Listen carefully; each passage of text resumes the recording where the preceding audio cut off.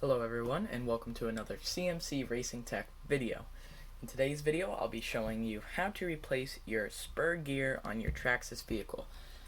This is one of the most common jobs you'll be doing when you're working on your RC car, and perhaps one of the most easiest out there. But figured everyone's got to start somewhere, so let me show everyone how to replace their spur gear.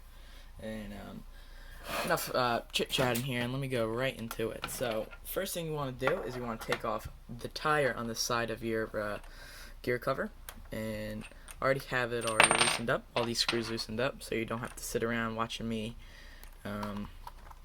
unscrew all these. So boom, once we get that nut out, alright, now we have access to our gear cover. And on the gear cover there are going to be two screws here, one at the top and one towards the bottom under here, tucked away. And you want to get the right size Allen key and start to unscrew them. And you want to be careful and keep track of what screw went to where, because typically they're going to be two different sizes, and if you mix match them when putting them back together, you might mess up the threads that hold in the screw, and that's no good.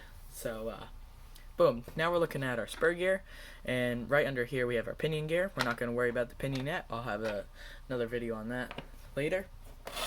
But see, right here we have our spur gear, and our spur gear is held on by just these three screws right here. You don't have to worry about this nut in the middle, so we're just worrying about these three screws. And so let me get the right size Allen key here and start to unscrew them. So a lot of times these screws are going to be tight, so one way you can hold onto the back tire over here, and that might help to unscrew them. If not, you can try your best and to pinch the gear itself to help unscrew it. But once we get all these cracked and loosened up, which will take a second, then I'll show you how to actually take this thing off. Now once we have all these screws loosened up, you want to take them out and put them in a spot where you're not going to lose them, because these are really tiny screws and it's going to be a real big pain to try and find these later on. Trust me, I learned it the hard way many times. So boom, 1, 2, and 3. Boom. Now we want to take a flathead screwdriver or something to get behind the gear here towards the top, and you want to lightly start to pry at the gear. So what I like to do is I like to pry a little bit, turn a little bit, pry a little bit, turn a little bit, pry it, and then it comes nice and clean off. And here's our old spur gear. You can see, look, it's missing some teeth here and just all not good. But we have our new spur gear right here. And so you want to make sure here, see, this is an 86 tooth, you want to make sure that you're replacing it with the same tooth. If not, you're going to have to reset the mesh, and I'm going to show you how to do that in a video titled How to Replace Your Pinion Gear, and the link to that video will be in the description. But right now we're just dealing with same tooth spur. So once you got that, you just want to plop it right back on here, and you want to line up the screw holes. So these holes here with these holes here with the holes here, and just pop them right into place. Just have it set in there nice and flush. I always try to make as flush as I can with this bearing in the middle. If not, the screw should take care of that problem.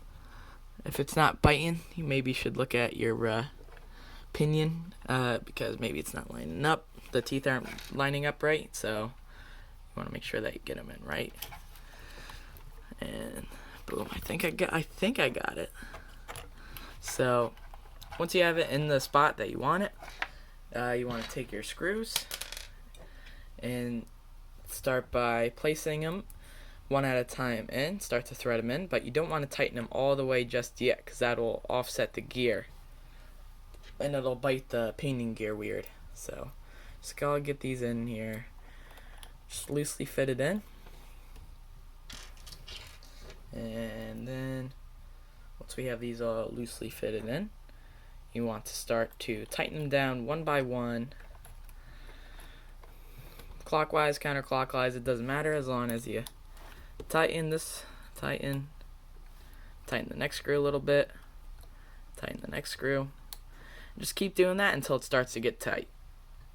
Once you start to get these all tightened up, just want to make sure that they're nice and tight, because you don't want these to get loosened up. And it's going to take a little bit, but you just got to have patience, because you don't want to mess it up, that's for sure. Tight, tight, tight. And then as you can see, this bearing starts to pop through a little bit, which is what you want. You want to make sure the gear gets flush with that. And boom. Should all be nice and tight now. Perfect.